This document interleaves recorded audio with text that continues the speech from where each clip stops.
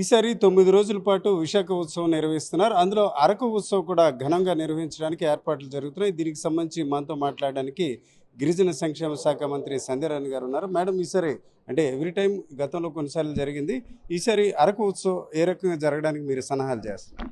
కూటమి ప్రభుత్వం వచ్చిన తర్వాత ప్రతిరోజు పండగలా ప్రజలందరూ కూడా ఎంజాయ్ చేస్తున్నారు. ఎందుకంటే ఒక అద్భుతమైన పాలన. ఈరోజు అరకు కాఫీకి బ్రాండ్ అంబాసిడర్గా చంద్రబాబు నాయుడు గారే ఉన్నారు. దేశ విదేశాల్లో అరకు కాఫీ తాగడానికి, అరకు కాఫీ ఆస్వాదించడానికి అందరూ ముందున్నారు. ఇందాక మీకు చెప్పినట్టుగా విశాఖ ఉత్సవాలు sky to sea to sky వరకు వెళ్తున్నాం. అనంటే ఏంటంటే మేము మీకు ముందే చెప్పాను, తాగితే అరకు కాఫీ తాగాలి, తింటే అనకాపల్లి బెల్లం తినాలి, చూస్తే విశాఖ ఉత్సవాలు చూడాలి. ఈ విధంగా ఉండబోతున్నాయి.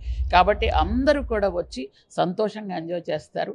మన సంస్కృతి సంప్రదాయాలను ప్రతిబింబిస్తూ. అలాగే ఈ విశాఖ ఉత్సవాలు మన ఇండియాలోనే బిగ్గెస్ట్ బీచ్ ఫెస్టివల్గా ఉంది. కాబట్టి ఇది అందరూ ఆస్వాదిస్తారు. ముఖ్యంగా మా అరకు కాఫీని ఆస్వాదించిన వాళ్ళు ఎవరు ఉండరు. కాబట్టి అరకు అనేది ఊటీ, సెకండ్ ఊటీ. కాబట్టి ఆ అందాలను ఆస్వాదించడానికి అందరూ వస్తారు. వెల్కమ్ అని అందరికీ కూడా తెలియజేస్తున్నాను. Thank you. కాఫీ గురించి ప్రస్తావించారు కాబట్టి ఈ కాఫీ విస్తరణకు సంబంధించి ఎట్లాంటి యాక్టివిటీ, ట్రైబ్స్కి ఎంప్లాయ్మెంట్ వరకు, అట్లాగే కాఫీ సాగును పెంచే ప్రయత్నాలు జరుగుతున్నాయి? ఆల్రెడీ కాఫీ సాగును పెంచే ప్రయత్నాలు జరుగుతున్నాయండి. గంజాయిని మొత్తం ఆపి కాఫీని 1,00,000 ఎకరాల్లో వేసినటువంటి ఘనత చంద్రబాబు నాయుడు గారికే దక్కింది. అది ఇంకా పెంచుకుంటూ వెళ్తున్నాం.